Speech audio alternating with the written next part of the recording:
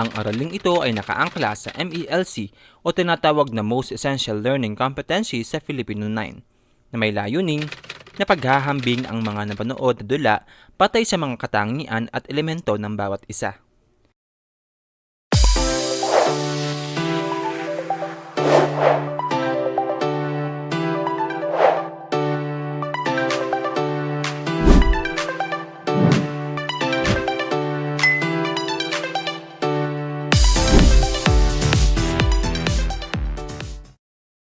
Isang magandang araw mga kahenyo.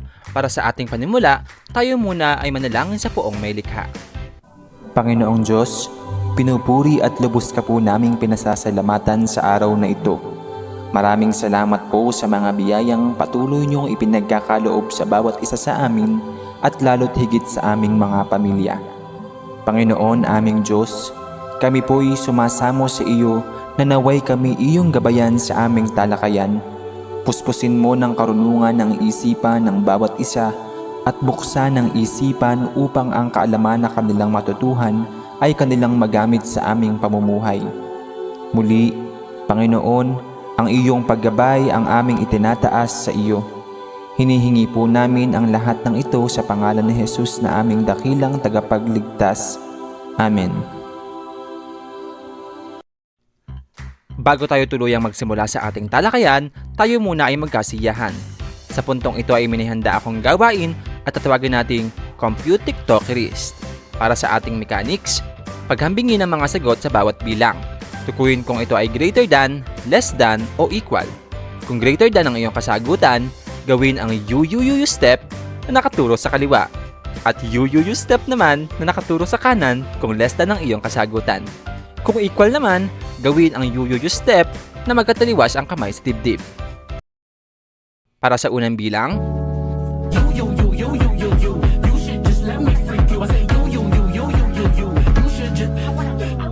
para sa ikalawang bilang,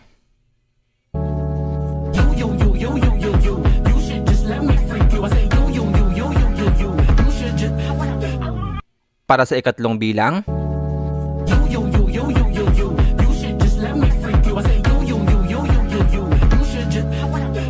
para sa ikaapat na bilang,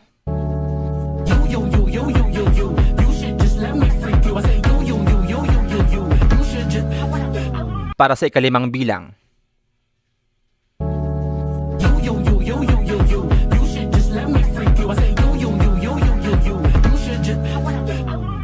Pili compare. Para sa ating mechanics, paghambingin ng dalawang pelikula batay sa inyong opinyon. Maipapanood ang guro na maikling video clip na magsisilbing gabay upang masagot ang bawat bilang. Para sa unang bilang, Ilang years ka na dito? 3. And I love it here. Oh wow, parang di ka na babalik ng Pilipinas ha. Bilib na bilib ka eh. Gusto mo, hindi mo na ako lilipad bukas. Dito lang ako.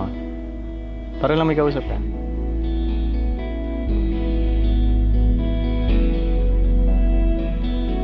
Hindi ko talaga gets eh. Ano bang balak mo? Bakit mo ginagawa to? Gusto ko ito. Wala ka talaga naramdaman?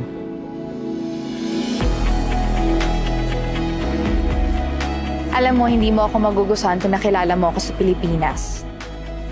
Let's just embrace uncertainty. Hindi mo kailangan may plano agad, di ba? Baka yun talaga yung problema natin. We're just trying to relive our moments in Singapore. Are we breaking up? Masakit sa akin na hindi ako yung taong pinangako ko sa'yo. You love? Hindi ko nakikita yun sa'yo ngayon. Lance, nasa na yun? Leaves will soon grow from the banner. Lalagyan ko dito ng tapos TV ko dito lang. Baba! Bawal dyan! Magagasgas, madudumihan. Bakit? Pero Jo, diba? Ayan o, relax ka lang. Nood ka 65 inches na TV. Surround sound. Tapos yung papanoorin natin yung mga performances mo all over the world. Ang yabang mo nun. Yung jaw mo, world-class artist. Mas ikaw ang mayabang sa akin. Yung presidente na tong fans club mo, isa lang namang doktora. Paano yung mga anak natin? Jo, sa amin palang pagod ka na. At ayoko napapagod ng reyna ko. Hindi mo na kaya. Pagod na ako. Ayaw mo na. Pakiramdam ko, sinasayang ko yung buhay ko sa relasyon to. Sana noon mo pa sinabi. Para hindi ko na rin sinayang. Para sa ikalawang bilang, Hindi pwedeng malaman ni Prime Minister Thor na nawawala ang kanyang anak. Sa December 25, Pupayag ka tutulungan mo ako? Bestie. Hindi. Bestie. samahan si Beauty at si Bestie Napaka-importante para sa amin ang misyon na to. Madali naman akong kausap eh. sa misyon na kulitan ay meant to be. Hindi ka mamamatay, akong bahala! Basta kumanta ka! Ano kakantahin ka? Yung dating timpong mo sa akin! Hindi ko matandaan yung lyrics! Inihahandog ng Star Cinema at Viva Film ang pinakamalaking action comedy movie for the whole family. Ano, may naririnig ka pa? Parang wala na eh. Ako nga. Ayan, may narinig na ako. Ano? Tibok ng puso ng isang baklang manyakis.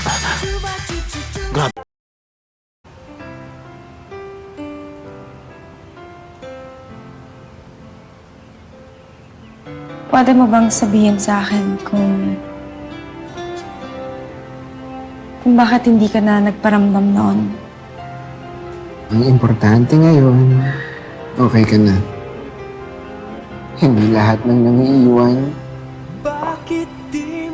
hindi nasasaktan.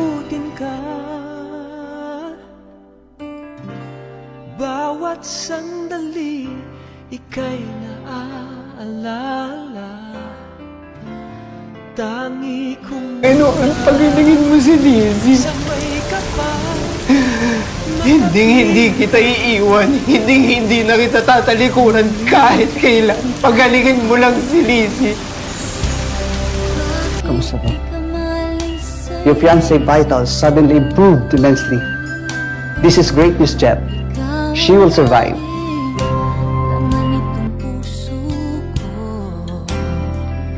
Kahit pilitin kong damdamin magbago, ikaw pa rin ang hinahanap ko. Hanggang ngayon, ikaw pa rin ang iniibig ko. Ikaw pa rin ang natatanging pangarap ko. Ikaw lamang hanggang ngayon.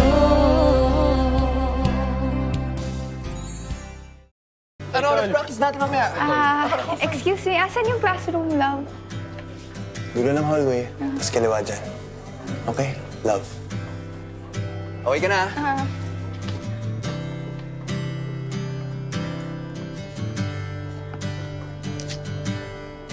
She only has eyes for him.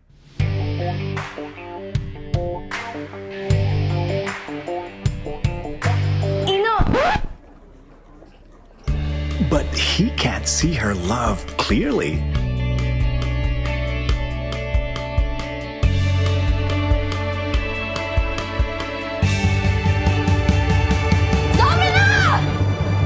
Everything I do is for your eyes only. Everywhere I go. Fresh from their hit series, He's Into Her, Donnie Pangilinan and Bel Mariano. It's for your eyes only. No matter. Love is Colorblind, directed by John Leo D. Garcia. You see, Cara X Ino 5 ever? it's for your para sa ikaapat na bilang,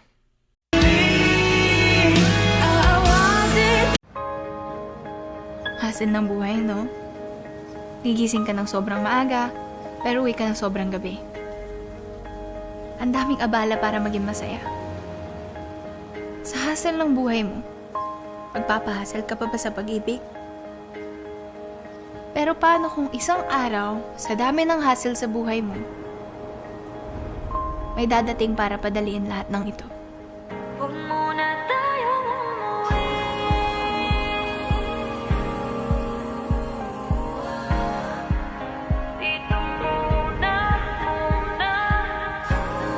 Alam mo, para ka talagang superhero. Always there to save the day.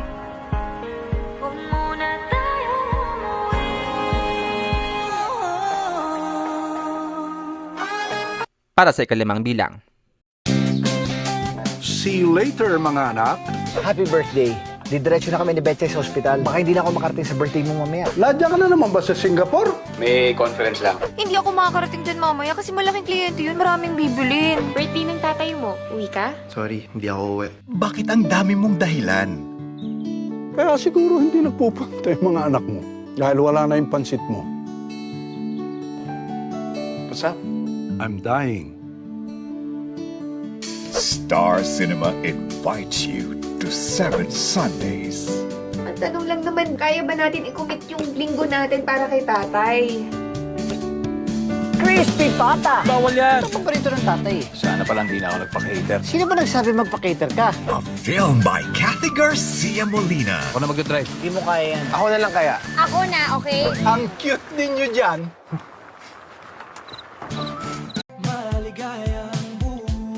May nililigawan ka? Ate, payag ka manligaw si CJ? Bawal, bawal, bawal. You can't date until you graduate. When we were younger, there are rules. Anong gusto natin? Pera, pera, pera! Tsaka jowa, jowa, jowa. Mix and match. Para sa ating panuto, analisahin ang mga larawan at tukuyin ang salitang binubuo kapag pinagsama-sama ang mga ito. Para sa unang bilang,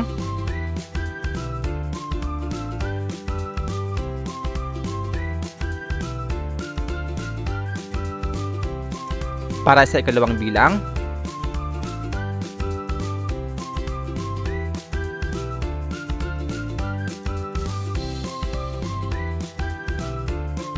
para sa ikatlong bilang,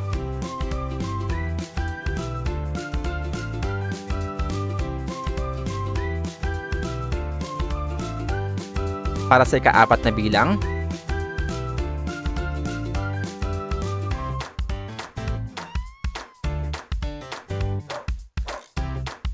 para sa ikalimang bilang.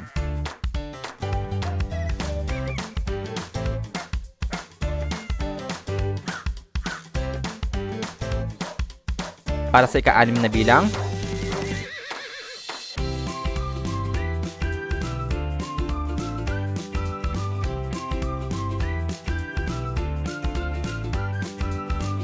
para sa ikapitong bilang,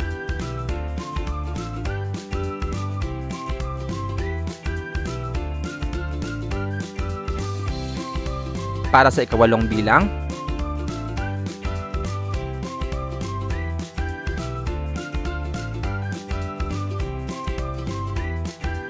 para sa ikasiyam na bilang,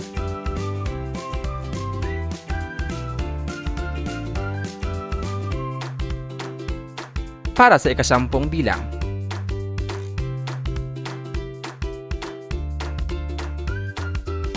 Batay sa ating isinagawang gawain, may nahihinuhan na ba kayo sa ating paksang tatalakayin ngayong araw? Mahusay! Sa unang gawain nga ay nagkaroon tayo ng paghahambing. Ang ikalawang gawain naman ay tungkol sa mga pelikula na may halintulad din natin sa dula at sa panghuli naman ay tungkol naman sa elemento at katangian ng dula kung kaya't ang paksang ating tatalakayin ngayon ay paghahambing sa mga dula batay sa elemento at katangian nito. Noong nakaraang talakayan ay inyo nang natunghayan ang dulang pinamagatang Munting Pagsinta. Subalit, hindi tayo makakapaghambing kung isang dula pa lamang ang ating napanood o nabasa. Kung kaya't sa pagkakataong ito ay mayroon akong isa pang dula na ipapanood sa inyo. At ito ay pinamagatang Sa Pula sa Puti ni Severino Reyes.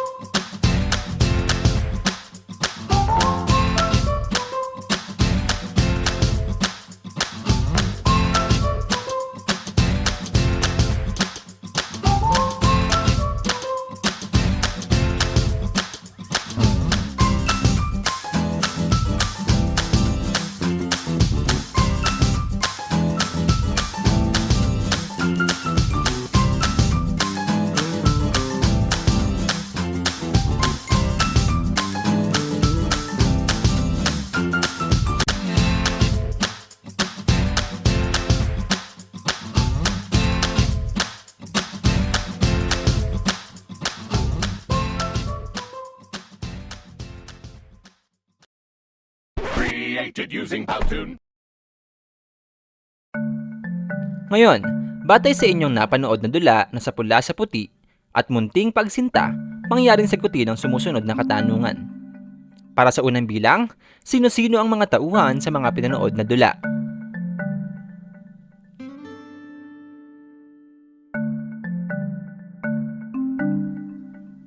Para sa ikalawang bilang, ano ang wikang ginamit sa dula? Para sa ikatlong bilang, ano ang tema ng mga ito?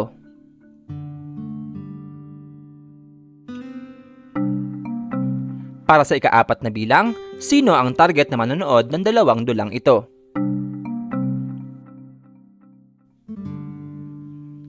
Para sa ikalimang tanong, ano ang mga suliraning ipinakita sa mga dulang ito? Mahusay! Tunay na naunawa ninyo ang mga dulang inyong pinanood. Subalit ilan lamang ang mga katanungang ito sa mga katangian at elemento na dapat ninyong isaalang-alang sa paghahambing ng mga dula. Narito pa ang mga sumusunod. Katangian ng dula. Script, mga tauhan, wika, at musika. Elemento ng dula. Script o banghay, dialogo o salitaan, tanghalan, direktor, manonood, tema, paglalahad, suliranin o pagtutunggali, pagpapahiwatig, paglalarawan ng tauhan, at kilos. Malinaw na ba sa inyo ang mga elemento at katangian ng dula? Kung gayon ay muli kong ring susubukin ang inyong kakayahan hinggil sa paghahambing ng mga dula batay sa katangian at elemento nito. Ang gawain ito ay tatawagin kong dula graphic. Para sa ating mechanics, ang klase ay hahatiin sa dalawang grupo. Ang mga miyembro ng unang pangkat ang siyang maghahambing sa dulang panonoorin at sa dulang munting pagsinta, batay sa katangian ng dula. Ang ikalawang pangkat naman ang maghahambing sa mga dulang ito batay sa elemento ng dula. Isasagawa ito sa pamamagitan ng paglikha ng graphic organizer. Bibigyan lamang ang klase ng 5 minuto upang gawin ang gawain. Mahusay ang inyong mga kasagutan. Ngayon naman ay dumako tayo sa pangkatang gawain upang lubos na masumok ang inyong natutunan. Kung ikaw ay nasa paaralan ngayon, maaaring bumuo ng pangkat kasama ang mga klase upang gawin ang susunod na gawain. Kung ikaw naman ay nasa inyong bahay, maaari ka namang pumili at mag-anyaya ng ilang miyembro sa inyong pamilya upang maging epektibo at maisakatuparan ang gawain ito. Para sa pangkat 1, lumikha ng isang jingle o salinhimig tungkol sa mga elemento ng dula. Para sa pangkat 2, bumuo ng isang tulang malaya na tumatalakay sa mga katangian ng dula.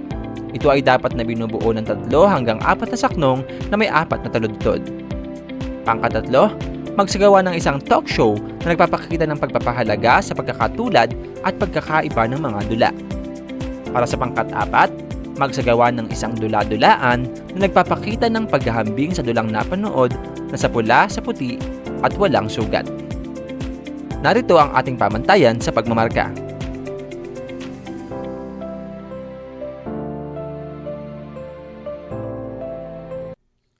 What if? What if ikaw ay isang dula at hinihambing ka sa ibang dula? Ano ang iyong mararamdaman? Ipaliwanag. Anong say mo? Para sa ating panuto, sagutin ang katanungang ibibigay sa pamamagitan ng pagsulat ng journal. Gawin ito sa loob ng 5 minuto. Bakit mahalagang malaman natin ang pagkakatulad at pagkakaiba ng mga dulang ating binabasa o pinapanood? Mahusay! Talaga namang marami kayong natutunan sa ating tinalakay ngayong araw. Kaya naman, sukatin pa natin lalo ang inyong natutuhan sa isang pagtataya.